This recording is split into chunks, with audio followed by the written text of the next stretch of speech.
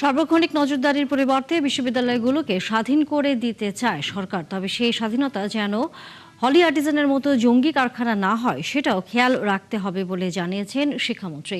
অন্যদিকে বেসরকারি বিশ্ববিদ্যালয়গুলো চেয়েছে শিক্ষার উন্নয়নে যুগোপযোগী একটি নীতি এবং ভ্যাট মুক্ত শিক্ষা ব্যবস্থা। জাহিদুল ইসলামের প্রতিবেদন। দেশে বর্তমানে ১৭০টির মধ্যে ১৬০টি বেসরকারি বিশ্ববিদ্যালয়। ১৯৯২ সালে তৎকালীন প্রধানমন্ত্রী বেগম খালেদা জিয়ার হাত ধরেই বেসরকারি বিশ্ববিদ্যালয় যাত্রা শুরু হয়। মঙ্গলবার বাংলাদেশ বেসরকারি বিশ্ববিদ্যালয় সমিতি আয়োজিত এক মতবিনিময় সভায় সমিতির সভাপতি বলেন, বিগত সময় তৈরি করা সরকারি নীতি শিক্ষা খাত বিকাশে প্রধান অন্তরায়। বেসরকারি বিশ্ববিদ্যালয়ের জন্য যুগোপযোগী নীতি ও করমুক্ত সুবিধা সহ বেশ কিছু দাবি তুলে ধরেন তিনি। আমাদের অবস্থানটা খুব ক্লিয়ার।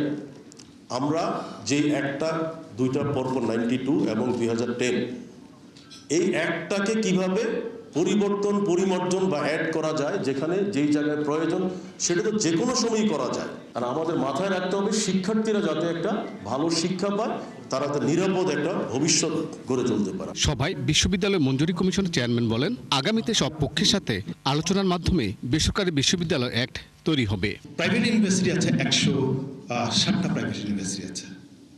কিছু handful of private universities doing wonderful, I am telling you.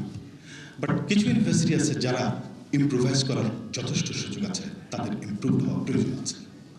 যদি সেটা করা যায় তাহলে আমাদের স্টুডেন্টদের বাইরে যাওয়াটা যেমন আমরা কমাতে পারবো, আমাদের স্টুডেন্টরা এমনকি বিদেশি স্টুডেন্টরা যাতে করে আমাদের এখানে পড়তে আসতে পারে সেরকম একটা পরিস্থিতি নিশ্চিত আমরা তৈরি করতে চাই। এ নিয়ে শিক্ষামন্ত্রী বলেন, সরকার বিশ্ববিদ্যালয়গুলোকে প্রতিনিয়ত নজরদারিতে না রেখে স্বাধীনতা দিতে চায়, তবে সেই স্বাধীনতার অপব্যবহারের জন্য জঙ্গি কারখানা তৈরি না হয় সেদিকেও খেয়াল রাখার তাগিদ দেন তিনি। আমরা যদি সিরিয়াসলি মনিটরিং করতে থাকি আর আমাদের রেডটাকে লাগাতে থাকি, তাহলে এই বিশ্ববিদ্যালয়গুলো আগামী দিনে কাজ করতে পারবে না।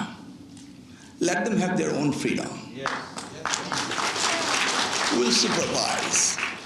এমন ফ্রিডম দেব না আবার হোলি আর্টিজান যেন না হয়। We must remember that. No way to miss that point. It's unbelievable. The private university became a জঙ্গি কারখানা।